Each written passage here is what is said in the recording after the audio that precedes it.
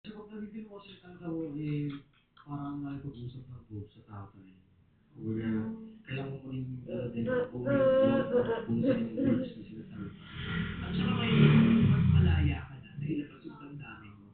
Noong una kasi, di ba, yung nahihiyang maglabas, tinatago, gusto mo lang mag-compete, kakanta ka lang.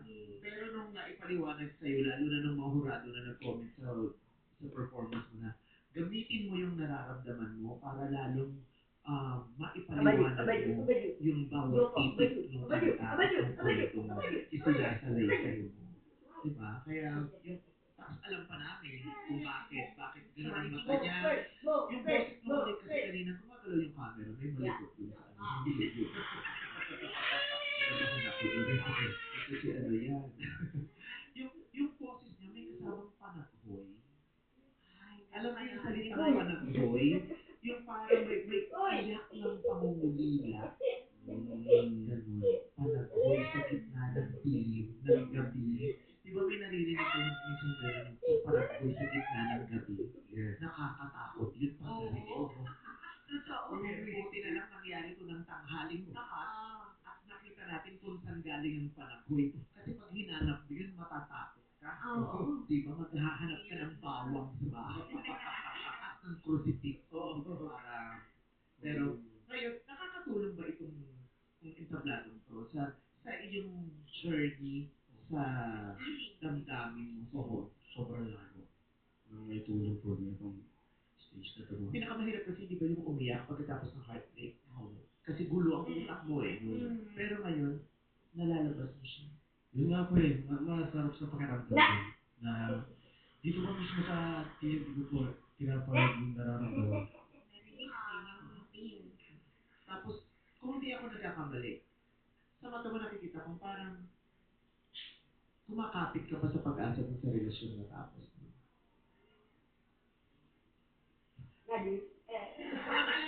Sige na, for the ratings lang. Parang gumanda yung comments sa Twitter. O, kasi sa Instagram, kasi di ba parang yung nakikipag-usap ka lang. Yeah. Oo. Pusos na Sino pusos. ba yung iniisip mo kausap mo kasi? Siguro naman yung ex na. Happy break nga natin. Ano ko lang. Araw, diba? Fresh, no? Oo, diba? Parang may pag-asa ka pang nararamdaman. For now po, hindi ko po muna iniisip talaga. Kasi ito nga, talaga na. Pero, may nag-reach out siya. Nung after? Oo, kasi napag-usapan. Ano? Oo. Parang naramdaman, parang natatang lahat. May nag-reach out. Meron. May nag-text na. Pero, di pa kami totally nag-usap ng bongga. Pero feeling ko, ang bongga. Di ba ang isa yung bongga mo? Papagay na naman yung bongga sa Twitter. Papagay sa'yo yung bongga mo. Binagay niya lang dito. Anyway, pero feeling ko mag-uusap kayo. Oo.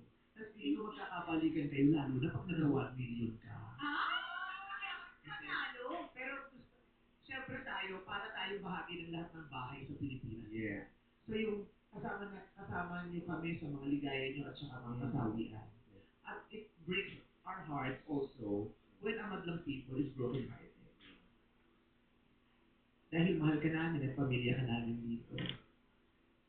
Pero may special mensahe. Umasa! At umasa ako ang iyong akala ang BTR. Hala! Ano pressure ko? May BTR ka. Ang sakit. Ang sakit. Roller coaster, no? Dito sa shoulder. Kasi nga, sabi niya, may pag-asa pa mo. Kasi nakita ko yung makinis mo. Oo. Next actor yan. Akala aking ang next BTR. Okay. Oo. Ako, nagtayo rin mga hurado na sa atin. Kausap natin si Hurado, Mariel Montoya. Hi, Janelle. Hello po. Ay, ang ganda ni Mariel D. Ah.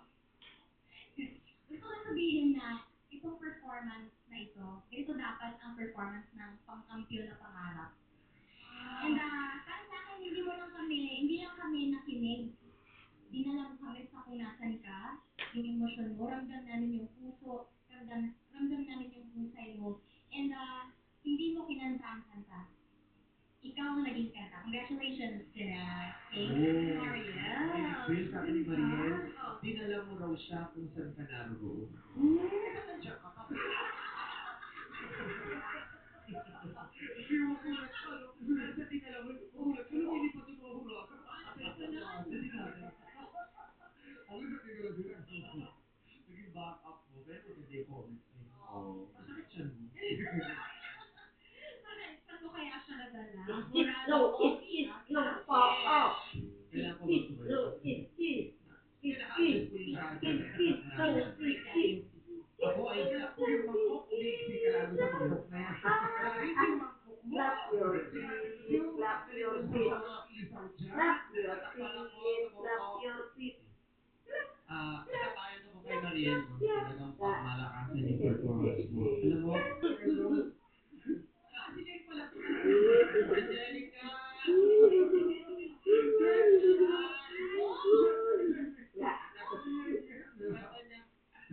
Sabi ko kasi, ang ganda ng katabi ni Ogie, no? Ang ganda ng kutis niya, ang kulay ng face niya. Tapos sabi, si Angelica Chu. Umasa ako. Pero hindi, pinapatawa lang namin kayo. Pero ikaw, seryoso po kami. Pero ako mag-ista siya.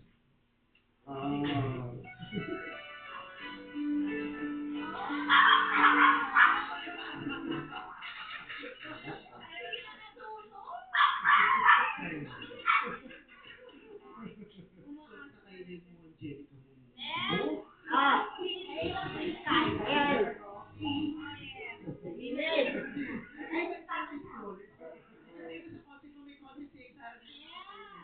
Alis ka ba? Okay. Kaya madaling tayo mag-iwan. Ayun, baby.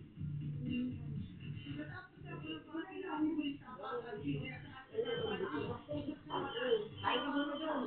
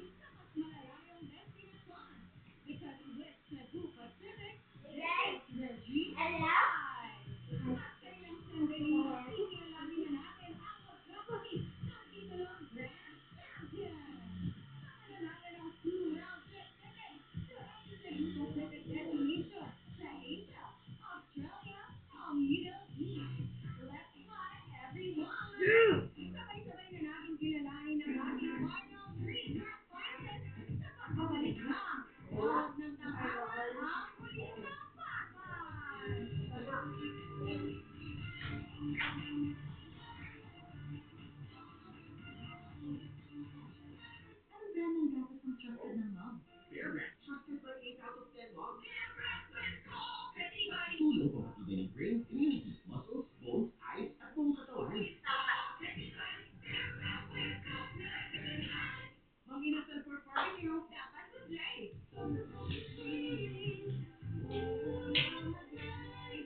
It's a mini pork, umaapaw sa smoking cheese marinade. Mang inasal pork barbecue, food right? Ay, Jay. Parang ito hindi man siya. Pinatikas na sa machine. Baka pa ulit-ulit mo. 15 minutes. Hindi man siya. Sige na. Ubusan naman. Walang galaw with real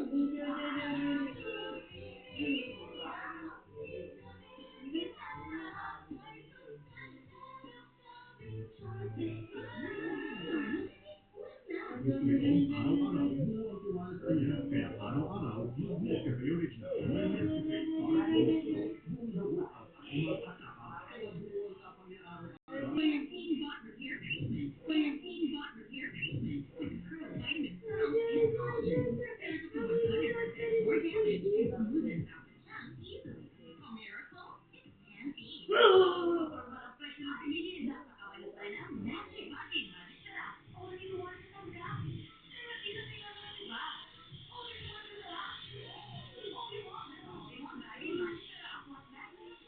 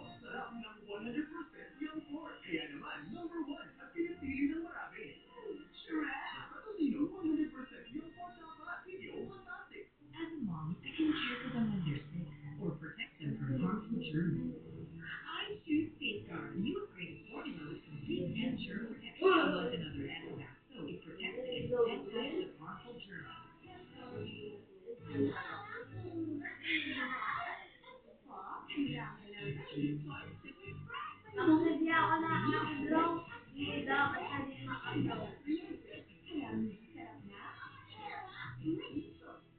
Ang gatas, pag survey ka na, dapat Hershey Adult Food. Adult level gatas na may triple B, sugar sa immunity, energy, at